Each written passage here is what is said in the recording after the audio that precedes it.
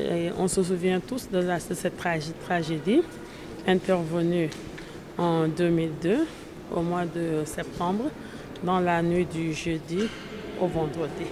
Et aujourd'hui, nous sommes venus à la suite de la réception technique effectuée depuis ce mois de juillet 2024, suite aux travaux qui ont été réalisés par l'entreprise FA jusque-là, avant de se projeter pour la commémoration prévue en septembre prochain.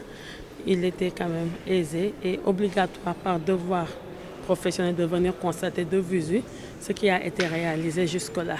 Et tout à l'heure, nous étions en conclave avec l'ensemble des membres du comité scientifique et la responsable aussi du mémorial bateau Loge Diola pour échanger sur plusieurs aspects.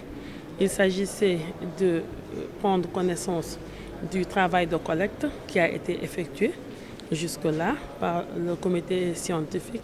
Il s'agissait aussi de s'approprier, de s'enquérir aussi du discours muséographique. Et le troisième aspect et dernier, il s'agissait aussi de partager sur le modèle de gouvernance, le modèle de gestion de cet ouvrage-là. Et par rapport au premier aspect, par rapport aux collectes, il nous a été présenté un ensemble d'objets, un ensemble de matériel qui ont pu être retirés à partir de ce navire. Pour le second aspect, concernant le discours muséographique, dont le comité scientifique était chargé quand même d'élaborer, le partage a été effectué et le contenu est très important pour permettre au moins à la postérité et aux générations futures de savoir qu'en un temps T, ici au Sénégal, il s'était passé une tragédie et cela concernait plusieurs victimes sénégalaises mais aussi d'autres nationalités africaines et étrangères. L'autre aspect concerne le modèle de gestion, le modèle de gouvernance sportive qui nous a été présenté ici. Il a été convenu que le modèle qui sera retenu sera basé quand même sur un modèle de gestion efficace, performant, mais surtout un modèle qui permettra quand même de pouvoir assurer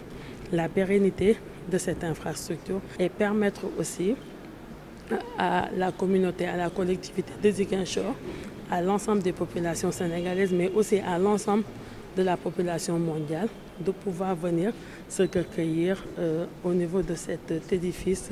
Je tenais à rassurer que cet ouvrage-là, nous le conserverons et nous accorderons un rang à sa juste valeur par devoir de mémoire.